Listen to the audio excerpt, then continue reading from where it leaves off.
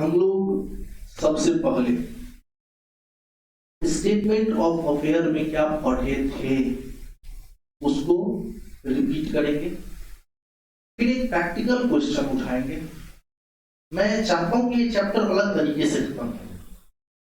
ध्यान से सुनो, जितने बच्चे हो उसको मैं अगर 2 से 3 सवाल अच्छे से बना के दिखा दूं, बनाना सिखा दूं, तो उसके बाद के सवाल पे हम लोग चर्चा करके आगे निकले कि देखो इसका ये कर देना सही होगा, ये बना दीजिए, उतार लीजिए, ये वाला मैं नहीं चाहता। उसका एक रीजन ये भी है कि एग्जाम सर पे है, थोड़ा समय भी कम है, और दूसरा सही मायने में पढ़ाई नहीं रहती। 2 से 4 क्वेश्चन रास्ता दिखा दीजिए बच्चे को, चलने दीजिए, गिरेगा तो फिर संभाल लिया जाए।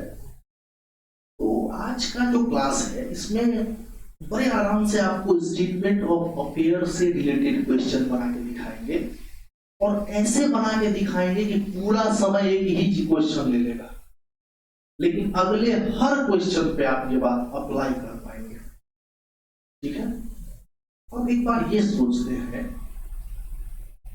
कि स्टेटमेंट ऑफ अफेयर में था क्या? कुछ नहीं। एक तरफ लायबिलिटी, पूरी बात कहने दो, सुनते जाओ ध्यान से। एक तरफ लायबिलिटी, एक तरफ एसेट। क्लियर है?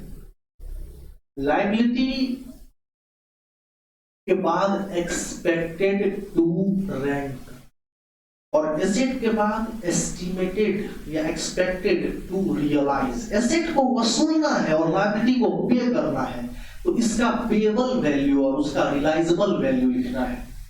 दोनों में क्या लिखा जाएगा? एक्सपेक्टेड टू रैंक और एक्सपेक्टेड टू रियलाइज। लायबिलिटी में सबसे पहले क्रेडिटर एज पर लिस्ट ए, अनसिक्योर्ड क्रेडिटर आ जाएंगे। दूसरा क्रेडिटर एज पर लिस्ट बी, फुल्ली सिक्योर्ड आ जाएंगे। फुल्ली सिक्योर्ड आ जाएंगे, उसमें क्रेडिटर का value minus value of security less करके सरप्लस एज पर कॉन्ट्रा आ जाएगा। उसके नीचे क्रेडिटर एज पर list C, partly secured creditor, पहले creditor minus value of security, और जो भी अमाउंट बैलेंस बचता है वो फिर पे कर देंगे। उसके नीचे प्रेफरेंशियल क्रेडिटर, इसका अमाउंट भी अंदर लिखना है एज पर कॉन्ट्रा। और उसके बाद हम लोग आते हैं एसेट पर। एसेट एज पर लिस्ट ई, सारे एसेट्स डेटर बीआर मॉडल को छोड़कर। उसके बाद list asset, list F, debtor good bad doubtful. उसके बाद एसेट जी बीआर, है ना? और उसके बाद लास्टली उसमें हम लोग सभी एसेट में सरप्लस को जोड़कर प्रेफरेंशियल क्रेडिटर को पे करते हुए जो एसेट आएगा उस वैल्यू की तुलना टोटल लायबिलिटी से की जाएगी, और डेफिशिएंसी एज पर लिस्ट एच। मुझे लगता है कि स्टेटमेंट ऑफ अफेयर को हम लोगों ने रिपीट किया। आप घर से पढ़ के आए थे और जिस दिन सिखाए थे उस दिन भी अच्छे से सिखाए थे, तो याद हुआ होगा उस दिन। जानते हो यही होता है अनुभव। जैसे तुमको स्टेटमेंट ऑफ अफेयर इजी लग रहा है, आसान लग रहा है, लेकिन यही अगर किताबी तरीके से पढ़ा दिया गया होता, आज आप ये चैप्टर में सोच के चले होते कि अगर इससे प्रैक्टिकल भी आएगा तो होता है। अगर आपका कॉन्फिडेंस गिर जाए तो आप यही सोचेंगे अगर बहुत घुमावदार चैप्टर है, इतनी बातों को ध्यान में रखने से अच्छा है कि थ्योरी अच्छे से लिख देंगे। और ऐसा बहुत शुरुआती दिनों में हुआ करता था मेरे से। जब मैं कोई चैप्टर पढ़ा था तो बच्चों को ऐसे कोशिश करते थे कि आसान लगे, लेकिन उतना आसान नहीं लगता है। और आज देखते हैं कि कम शब्दों में भी बोला जाए तो बच्चे उस चीज को कैच करते। ये होता है एक अनुभव। तो किसी चीज को प्रैक्टिस अगर आप नहीं करेंगे तो वो चीज में परफेक्ट आप नहीं हो पाएंगे। इसीलिए जो भी चैप्टर्स पढ़े हैं आप लोग भी एग्जाम तक उसको दिमाग में रखने के लिए डेली 2-4 सवाल बनाइए, और कुछ मत सोचिए, 2-4 सवाल बनाइए, कंसेप्ट अपने आप दिमाग में रहेगा। हाँ, तो एक क्वेश्चन, स्टेटमेंट ऑफ अफेयर का फॉर्मेट याद है आप लोगों को, सब कुछ दिमाग में है। एक क्वेश्चन है जिसको हम लोग बहुत अच्छे से सॉल्व करते हैं। बुक जरा देखें। हम लोग इससे पहले कहां तक पहुंच चुके हैं, 3 तक पहुंच चुके हैं। और 4th नंबर क्वेश्चन ऑब्वियसली थोड़ा अच्छा ही क्वेश्चन है। देखिए बहुत सारा आइटम्स है, बहुत कुछ सीखने को मिलेगा।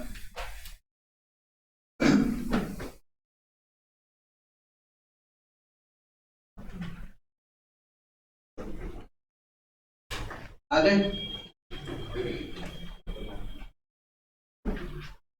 सभी बच्चे 4th नंबर क्वेश्चन पे आ गए क्या? एक स्टूडेंट इस क्वेश्चन को देखें। हम लोग आधा घंटा इसी क्वेश्चन का पोस्टमार्टम करेंगे। उससे होगा ये कि सिमिलर टाइप का पोस्टमार्टम आगे भी करवाएंगे। नहीं समझे पड़ेगा, मतलब इसी तरह का अगर इंफॉर्मेशन आगे मिले तो हम समझ जाएंगे कि क्या करना है। देखिए क्वेश्चन में इंफॉर्मेशन ही इंफॉर्मेशन है। आप इसी बात से अंदाजा लगाइए कि अगर एक बच्चे को केवल पढ़ने के लिए कह दिया जाए, क्या कह दिया जाए, है ना, अगर एक बच्चे को पढ़ने के लिए कह दिया जाए तो वो शायद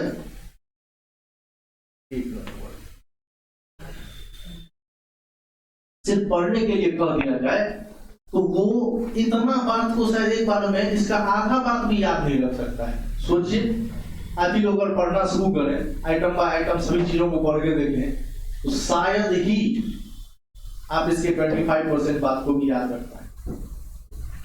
तो इस क्वेश्चन को कैसे बनाए सर, या ये क्या क्या बातें हैं वो समझिए। देखिए इस तरह के क्वेश्चंस को कभी भी बिना इनपुट के मत बनाइएगा।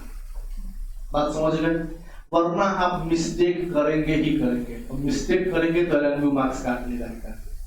तो इस तरह के क्वेश्चन को कैसे बनाया जाए, तो इस तरह के क्वेश्चन को ऐसे समझिए। देखिए 3 भागों में सबसे पहले हम लोग इनपुट को, इंफॉर्मेशंस को बांट देंगे। तो बस अब सभी लोग ध्यान दीजिएगा। एक हो गया एसेट, एक क्या हो गया, एसेट, समझ गए। दूसरा हो गया लायबिलिटी, दूसरा क्या हो गया, लायबिलिटी, ठीक है ना। और तीसरा हो गया अदर, तीसरा क्या हो गया, इंफॉर्मेशन, ठीक है। और गौर से देखिए हमने इनपुट को कितने हिस्सों में बांट लिया, एसेट, लायबिलिटी और अदर इंफॉर्मेशन, ठीक है। ये गिवन है। और इस तरह का अगर इनपुट भी एग्जाम में लिख दोगे तो अच्छा ही है, और घर पे जब बनाना तो ऐसे इनपुट लिख लिख के बनाना। सबसे पहले क्या मिला आपको, देखिए सबसे पहले क्या मिला, बुक डेट। आप बताइए किसमें जाना चाहिए, एसेट में। तो एसेट में सबसे पहला मिला हम लोगों को बुक डेट। बुक डेट का अर्थ क्या होता है, डेटा। और यह कितने तरह का है, सबसे पहला क्या मिला, गुड कितने का है, दूसरा कौन सा, डाउटफुल है, डाउटफुल है, ठीक है। डाउटफुल कितने का, 6000। और बैड कितने का, 1000, ठीक है ना। उसके बाद क्या मिला हम लोगों को, उसके बाद मिला स्टॉक 60,000। दूसरे नंबर पे जो एसेट हमको मिला वो है स्टॉक, कितने का, 60,000। ओवर स्टॉक 60,000 का है और रियलाइज कितना होगा, 43,000। देख लो लिखने का तरीका। प्रीफरेंस शेयर होता है ना, आदमी शेयर पर पैसा लगाता है, तो इसने प्रीफरेंस शेयर खरीद रखे थे 15,000, लेकिन रियलाइज कितना होगा, 10,000। नंबर 4 इसने उसके बाद एस्टिमेटेड इक्विटी शेयर 5,000, इसने इक्विटी शेयर में भी पैसा लगा रखा है और 5,000, और रियलाइज कितना होगा, 2,000। देख रहे हैं गौर से। उसके बाद देखिए cash at bank, cash at bank, ये बैंक में पैसा पड़ा हुआ है, तो बैंक में कितने का पैसा है, 500 का है। उसके बाद देखिए क्या है, बिल्स रिसीवेबल 6 नंबर, बीआर, बताइए बीआर कितने का है, बीआर है 1,000 का, ठीक है ना। उसके बाद क्या है, दिया हो गया किधर का। बिल्डिंग कितने का है? बिल्डिंग 15,000 का है। रियलाइज कितना होगा? 12,000। मशीन कितने का है? रियलाइज कितना होगा? फिक्सचर कितने का है? रियलाइज कितना होगा? चलिए बातचीत मत कीजिए और ये बताइए, ये सब आप लोग लिख सकते हैं कि नहीं ऐसे? ठीक है। उसके बाद डिवेंचर, इसने अपना पैसा कहाँ लगा रखा है? डिवेंचर, तो ऐसे लिखेंगे डिवेंचर कितने रुपए का है? लेकिन रियलाइज कितना होगा? 5,000। हो गया। तो एसेट का लिस्ट खत्म हो जाता है। अच्छा, ये नहीं, 6,000 का है और 2,000 रियलाइज हो गया, यही ना? हो गया। इस प्रकार से हम लोगों का सारा काम हो गया। और अब हम लोग बढ़े लायबिलिटी की ओर। लायबिलिटी में देखिए, क्रेडिटर मिला पहले आपको। क्रेडिटर कितने का? 60,000। पे कितना करना है? नहीं, बिल्स पेबल कितने का है? 15,000। ठीक है। और उसके बाद देखो लिखा हुआ है क्रेडिटर पार्टली सिक्योर्ड बाय लीन। लीन का मतलब मॉर्गेज होता है एज शेयर। तो क्रेडिटर 40,000 और उसमें मॉर्गेज क्या है? शेयर। अब देखिए ऐसे समझिए, ये देखिए बुआ सर, शेयर देखिए, शेयर दिख रहा है और शेयर पर अधिकार किसका है? तो इस क्रेडिटर का, ये 40,000 वाले क्रेडिटर का। क्या आप लोग समझ पाए? अरे इमेज से समझ रहे हैं कि नहीं समझ रहे? ठीक है, आगे बढ़िए। उसके बाद आप लोग देखिए हो गया लैंडलॉर्ड फॉर रेंट। तो उसके बाद हम लोग रेंट लिख देते हैं। रेंट कितने का पे करना है? Liability for bill discounted,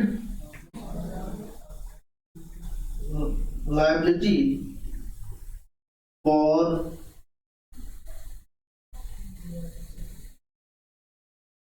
discounted है कितने का? और पे कितना करना है? 3500।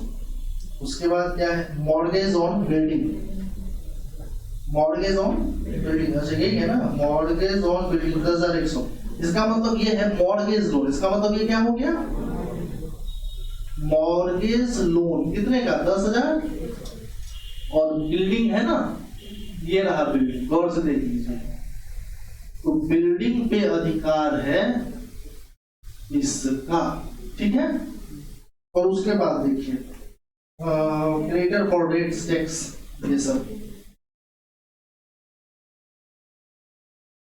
लास्ट में है। रेट्स टैक्सेस कितने का? 2900। लायबिलिटी का लिस्ट समाप्त। लायबिलिटी का लिस्ट समाप्त। अदर इंफॉर्मेशन,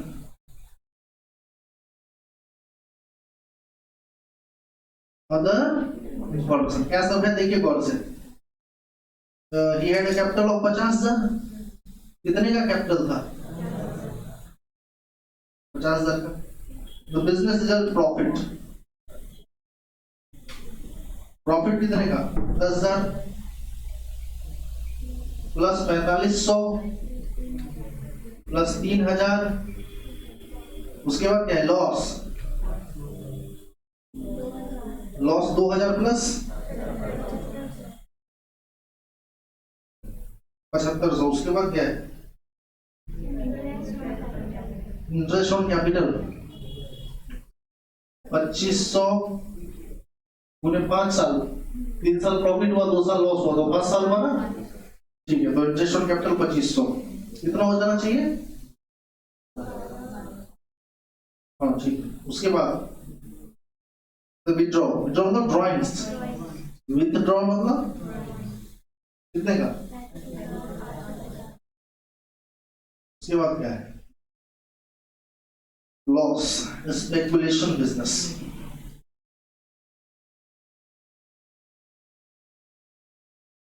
कितने का?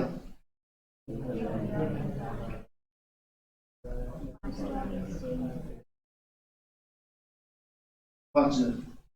ठीक है, अब और कुछ नहीं है। ये आपके सामने इनपुट, सभी बच्चे देख लीजिए, ये हम लोगों का इनपुट है। क्या बनाना है इससे हमको? स्टेटमेंट होगा। इस तरह के इनपुट हर एक क्वेश्चन में, इसके बाद आने वाले सभी क्वेश्चन सेम पैटर्न के हैं, कोई नया पॉइंट नहीं होता है। सभी क्वेश्चंस में ऐसे इनपुट मिलेंगे आपको, और हर में ऐसे ही, इसमें कम किसी में ज्यादा यही इंफॉर्मेशन होगा। आपको दो ही चीज बनाना होगा, एक तो स्टेटमेंट ऑफ अफेयर, दूसरा डेफिशिएंसी अकाउंट। एक स्टेटमेंट ऑफ अफेयर, दूसरा डेफिशिएंसी अकाउंट। बात समझ गए? और चूंकि हमारा काम है थोड़ा आराम से सिखाना, एग्जाम टाइम है, तब भी अब हम ये मान के चल रहे हैं कि आप 3-4 घंटा रिवीजन भी कर रहे होंगे, तो यहाँ अगर ज्यादा भार पड़े तो फिर थोड़ा सा दिक्कत है। तो इसको आप आराम से एकदम इजी तरीके से लीजिए कि हम आराम से सीख रहे हैं, और रिवीजन जो चैप्टर्स इंपॉर्टेंट है वो आप करते रहिए। तो इसको हम लोग स्टेटमेंट ऑफ अफेयर पे रखें, इससे पहले जरूरी हो जाता है कि हम लोग जो पढ़े हैं, जो जानकारी हम लोग सीखे हैं, पहले उसका यूज करें। तो अगर हम विचार करें लायबिलिटी के ऊपर, इस पर विचार करें, और मुझे पता है कि लायबिलिटी की जो लिस्टिंग होती है, लायबिलिटी का जो लिस्ट है वो A, C और D है। ये तो समझ में आ गया। तो इस ABCD में कहां कौन आएगा, एक बार विचार करने में क्या दिक्कत है ना? ये क्वेश्चन ही समझ रहे, बनाना ही नहीं है, पहले क्वेश्चन पैटर्न अंडरस्टैंड कीजिए ना। अब बताइए, क्रेडिटर आपको दिख रहा है, लेकिन कहीं ना कोई गिरवी है, ना कोई बात है, और इसी को पैसा दे देंगे, डिफरेंस वाली भी बात नहीं झलक रही है। तो इसको हम लोग रखेंगे लिस्ट ए, और मुझे लगता है आप लोग समझ गए। ठीक है, अच्छा, इसको और बेहतर लिखें। इसके लिए हमने ए यहां लिखा, और हम ऐसे करके एरो दे दिए, ये में आ जाएगा। ठीक है, बीपी, क्या आप लोग समझ पाए? जिसका कुछ नहीं अनसिक्योर्ड क्रेडिटर है, जहां आपको दिमाग ही नहीं लगाना, कोई डिफरेंस होता तो अपने आप झलक जाता है, ये तो प्रेफरेंस में आएगा। ये क्रेडिटर है, इस पर गिरवी रखा गया है, लाइन से चले तो 10-12,000 का चीज गिरवी रखे हैं 40,000 में, तो पार्टली हुआ कि फुल्ली हुआ? पार्टली हुआ, तो ये चला जाएगा सी में, है ना? इसको हम लोग कहां ले आए? सी में। क्या आप लोग समझ पाए? रेंट कहां चला जाएगा? ए में। लायबिलिटी फॉर बिल डिस्काउंटेड 3500 कहां चला जाएगा? जिस ए का लिस्ट बड़ा लंबा चौड़ा होता है, याद रखिएगा, बात समझ गए? उसके बाद मॉर्गेज लोन, तो ये भी तो 10,100 का लोन लिए हैं, 12,000 का चीज गिरवी रख दिया है, फुली सिक्योर्ड। कौन सा? List B. सभी लोग समझ गए होंगे। और अब एक ही चीज बचा, रेट्स एंड टैक्सेस। तो इसको हम लोग कहां रखेंगे? प्रीफरेंस है, टैक्स है, इसीलिए ये क्या हो गया? प्रीफरेंस। तो प्रीफरेंस का लास्ट में, सभी बच्चे समझ गए? हम लोगों ने क्या किया? हम लोगों ने लायबिलिटी की लिस्टिंग कर ली, ठीक है। अच्छा, उसके बाद इसी तरह का लिस्टिंग तो हम लोग यहां भी कर सकते हैं। एसेट, एसेट का लिस्टिंग कहां कहा जाता है? तो ई, एफ और जी, यही होता है। सबसे पहले अगर हम लोग लिस्टिंग करें तो बुक डेट देखें, तो एफ याद आ गया। स्टॉक देखें, स्टॉक गिरवी में नहीं रखा हुआ है। तीन ही चीज, बी आर, बुक डेट और मॉर्गेज एसेट को छोड़कर बाकी सब कहां आता है? ई में आ जाएगा। इसको गिरवी रख दिया गया है, इसीलिए इसके ऊपर लिस्टिंग की बात ही नहीं करनी है। इसको घटाया जाएगा। Cash, E, B R, G, building गिरवी रख दिया गया है। मशीन, फिक्सचर, डिवेंचर और बुक डेट, तो एफ हो ही गया। तो पता है EFG की लिस्टिंग हो गई, आराम से समझ में आ गया। तो ये जो लिस्टिंग है यही इंपॉर्टेंट है। लिस्टिंग कर दिया आपने, और इस लिस्टिंग करने में तो ज्यादा दिमाग नहीं लगा, कॉपी पढ़िएगा अगर तो लिस्टिंग आराम से हो जाएगा। अब हम लोग बनाएंगे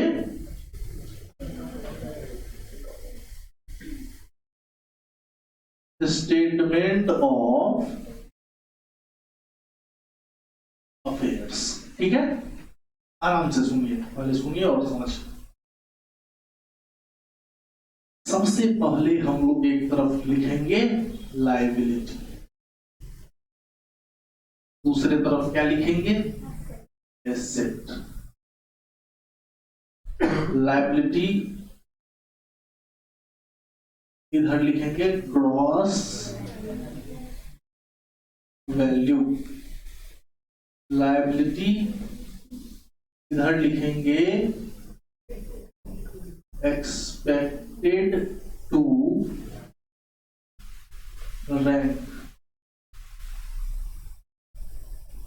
उसके बाद लिखे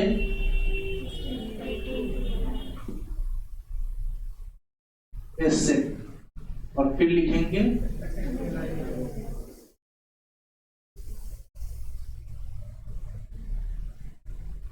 एक्सपेक्टेड टू रियलाइज। हो गया? कैसे दिखाना है चीजों को समझिए। सब यहाँ आप बुक को देखने की भी जरूरत नहीं पड़ेगी, बस इंफॉर्मेशन इसीलिए यहाँ पर लिख लिया गया है, सभी बच्चे इसको देखें और समझें। तो सबसे पहले किसको भरिएगा, लायबिलिटी को। तो ये रहा लायबिलिटी। लायबिलिटी सबसे पहले कौन सा लिस्ट, ए, तो लिखेंगे क्रेडिटर एज पर लिस्ट ए। समझ गए? बताइए, क्रेडिटर ग्रॉस वैल्यू 60,000, और पे भी कितना करना है, 60,000। पीपी ग्रॉस वैल्यू और पे भी कितना करना है, रेंट ग्रॉस वैल्यू, पे भी कितना करना है, liability for bill discounted, liability for discounted gross value, पे कितना करना है। समझ में आ गया होगा? एक बात बताइए, अगर एग्जाम में बना रहे हैं और ये लिस्ट काफी लंबी चौड़ी है, आपको मेनली जो स्टेटमेंट ऑफ फेयर वो एक पेज में हो तो समुचित बनेगा, 1.5 पेज वाला तो अजीब हो जाएगा, दूसरे पेज पर आप कैसे ले जा रहे हैं। तो कब क्या कीजिएगा, इसको आप वर्किंग नोट में लिख लीजिएगा।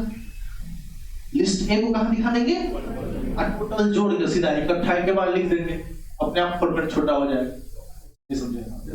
ये चालाकी तो आपके अंदर होनी चाहिए कि मेरा फिगर कैसे अच्छा रहेगा।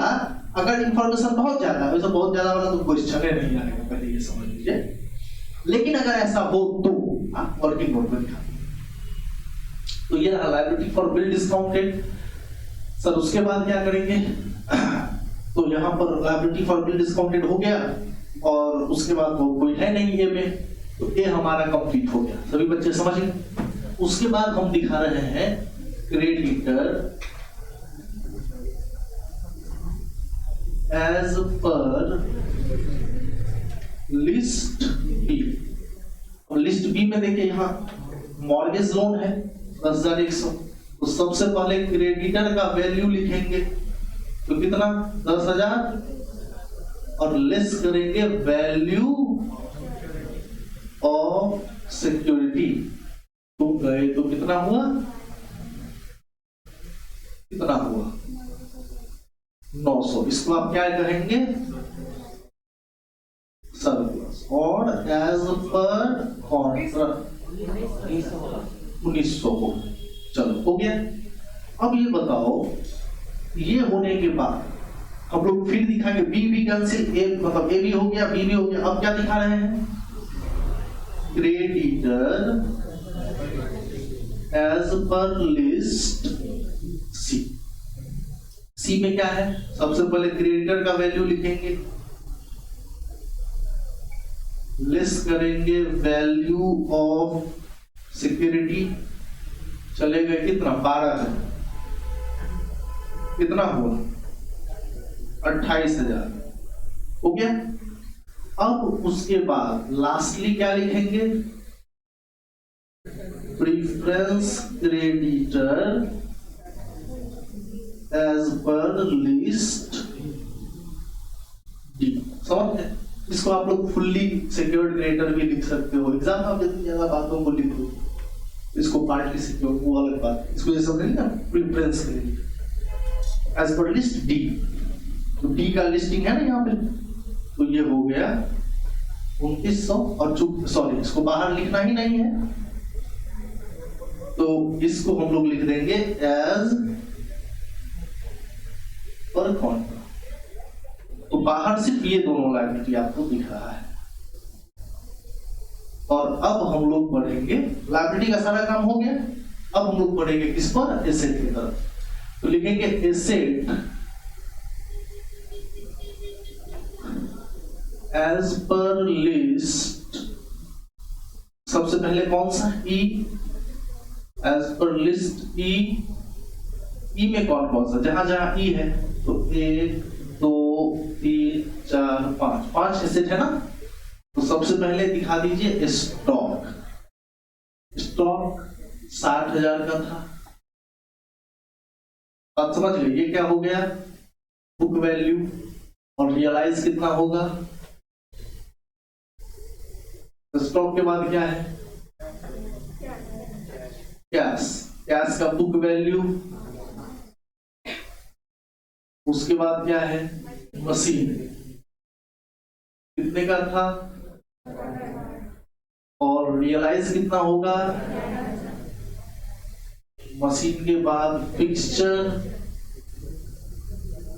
फिक्सचर कितने का था,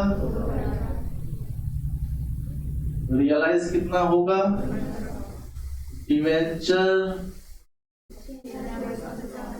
रियलाइज कितना होगा, हो गया ना, ठीक है हो गया। उसके बाद एफ, तो एसेट एज पर लिस्ट एफ, बेसिकली इसमें क्या दिखाते हैं डेटर। सबसे पहले गुड, गुड का बुक वैल्यू कितना होगा 20,000, और जितना 20,000 इसका बुक वैल्यू उतना ही ये पे करेगा। डाउटफुल डेट्स, डाउटफुल डेट्स 6,000 का बुक वैल्यू लेकिन मिलेगा बैड डेट्स 1,000 बुक वैल्यू लेकिन मिलेगा नहीं, एसेट हो गया। उसके बाद एसेट एज पर लिस्ट जी, बी आर कितने का, और बुक वैल्यू भी 1,000। सभी बच्चे समझ गए। अब कोई एसेट है जो बचा हुआ है, तो आपको नहीं लगता कि हम लोगों ने सभी एसेट और सभी लायबिलिटी का काम कर लिया है। और बेसिकली यहाँ पे काम किसका होता है, एसेट और लायबिलिटी का। अब आप लोग लिखेंगे यहाँ से सरप्लस लेंगे, तो लिखिएगा सरप्लस एज पर कॉन्ट्रा, कितने का 1900। चलिए टोटल कीजिए इसका टोटल 85,900, 85,900, ठीक है। उसमें से हम लोग लेस करेंगे प्रीफरेंशियल क्रेडिटर एज पर लिस्ट डी, या प्रेफरेंशियल क्रेडिटर लिखकर आप क्या लिख दीजिएगा एज पर कॉन्ट्रा। तो कितने का है देख रहे हो, प्रेफरेंशियल क्रेडिटर कितने का है।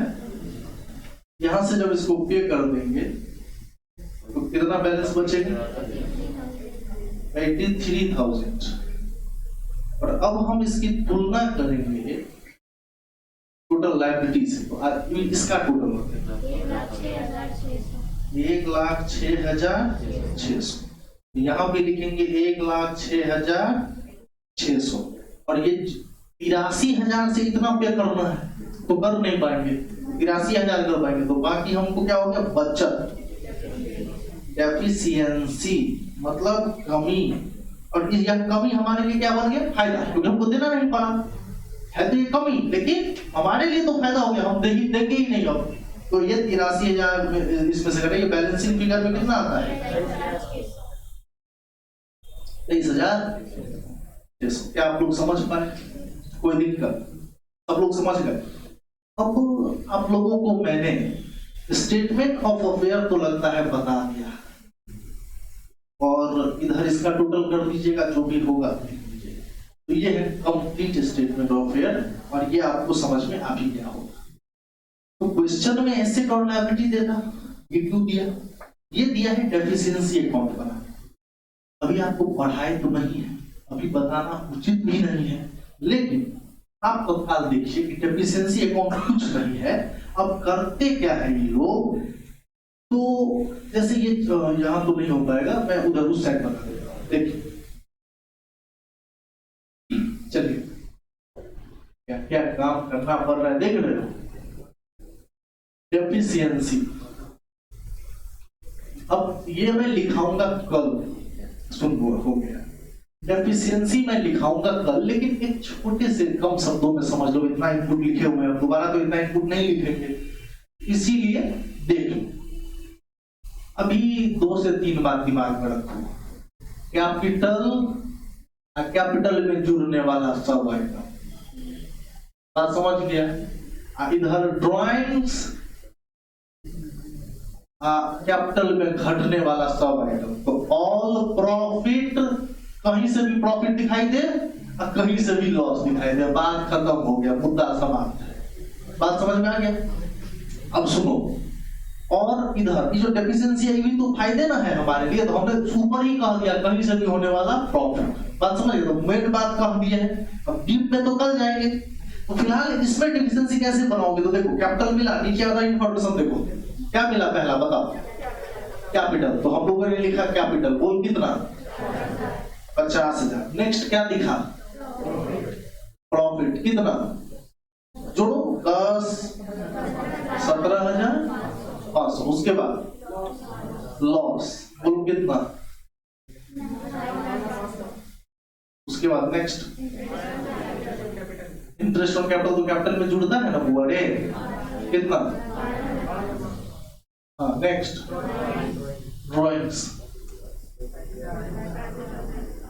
35,850। नेक्स्ट स्पेकुलेशन लॉस कितना, 11,500, 17,000 हो गया ना, क्लियर है। अगर इंफॉर्मेशन का काम तुम लोगों ने किया, अब तुमको और भी लॉस और प्रॉफिट देखने की जरूरत है, सोचो ऊपर से देखते हो, ये तो लायबिलिटी है ना। अब इधर देखो कहीं पर लायबिलिटी का तो ऑलमोस्ट सब कुछ सेम ही है। अब देखो ये जो एसेट है, एसेट देख रहे हो ना, 60,000 का चीज कितने में बिका है, तो लॉस हुआ कि नहीं आया, तो लॉस ऑन रियलाइजेशन कहते हैं इसको, क्या कहते हैं, लॉस ऑन रियलाइजेशन। तो स्टॉक से कितने का लॉस लगा, वैसे ये सब वर्किंग नोट पे करके दिखा देंगे, अभी तुमको वैसे ही बताते हैं ब्रीफ। 60 कितना, 17,000 का स्टॉक से लॉस हुआ, कैश में तो लॉस हुआ नहीं, मशीन में 3,000, उसके बाद फिक्सर में 500, डिवेंचर में 1250, डेटर में 6,000 का 2,000 दिए, 4,000, बैड डेट्स पूरा 1,000, है ना, ये तो क्लियर हो गया। और एक लास्टली लॉस जो लायबिलिटी ऑफ बिल डिस्काउंटेड 3500 का ये था ना, तो ये भी इधर ही दिखा दो, क्योंकि बिल डिस्काउंट कराने के बाद भी तुमको देना पड़ रहा है, फिर डिस्काउंटिंग करवाने के बाद तुमको क्यों देना पड़ेगा, तो दूसरा पार्टी देगा। तो ये लायबिलिटी फॉर, या ऐसा कह सकते हो इसको, loss due to bill discounted, कितने का लॉस, जितना दे रहे हैं, समझ गया ना। तो ये हो गया 3500, और कुछ है क्या, नहीं। अब ये जो डेफिशिएंसी आया है, ये तुम्हारे लिए क्या हो चुका है, बचत हो चुका है 23,600। लास्टली करोगे तो ये दोनों टोटल पड़ता है। एक बार करके देख लो फाइनली।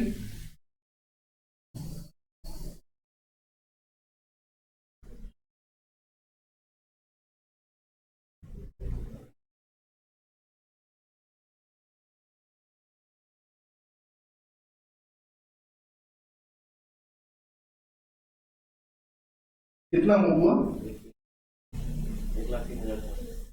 1,03,000। और इधर भी देखो,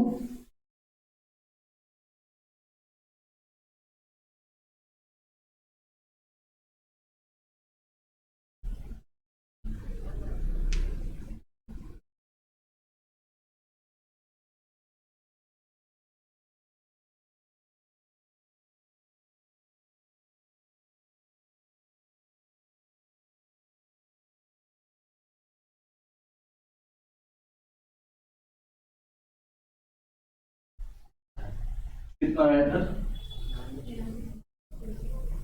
नहीं, कहीं पर कोई मिस तो नहीं कर रहे हो? लॉस 95। अच्छा, इंटरेस्ट ऑन कैपिटल कितना? हाँ तो सही तो है, 35,850 इधर है। जरूर तो और भी बच्चे कंफर्म करो एक बार। 9500 प्लस 35,850 प्लस 17,000 प्लस 17,000 3,000 500 1,250 4,000 1,000 3,500। नहीं आता है?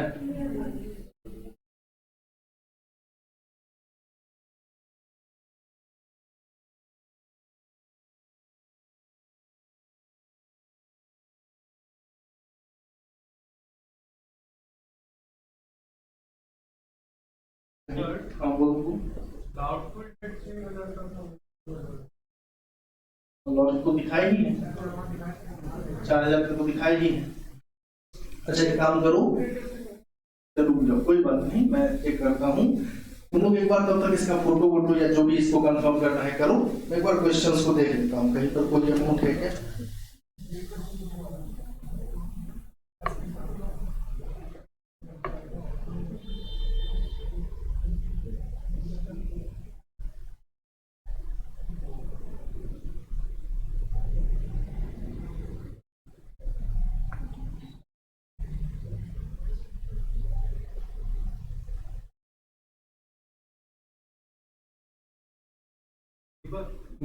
अच्छा सुनो सुनो, एक बात बताओ, और कहीं लॉस नहीं दिखाई दे रहा है? ढूंढो, लॉस कहीं दिखाई देगा, ढूंढ। ये सामने देखो, सामने सामने ही देखो, शेयर है 15,000 का शेयर कितने में? तो 5,000 का नुकसान हुआ यहाँ। चलो ठीक है, तो 5,000 का नुकसान ये हो गया। अच्छा प्लस उसके बाद यहाँ पर देखो, ये 5,000 का था कितना, तो कितने का नुकसान हुआ? 3,000, तो कितना हो गया? 8,000। क्लियर है? अब देखो, अब मिला तो और भी लॉस ढूंढ, कहीं ना कहीं लॉस ही ढूंढना पड़ेगा। कौन सा? हाँ, बिल्कुल 15,000 का था और 12,000 का वैल्यूएशन करके काम किए, तो 3,000 का बिल्डिंग का लॉस।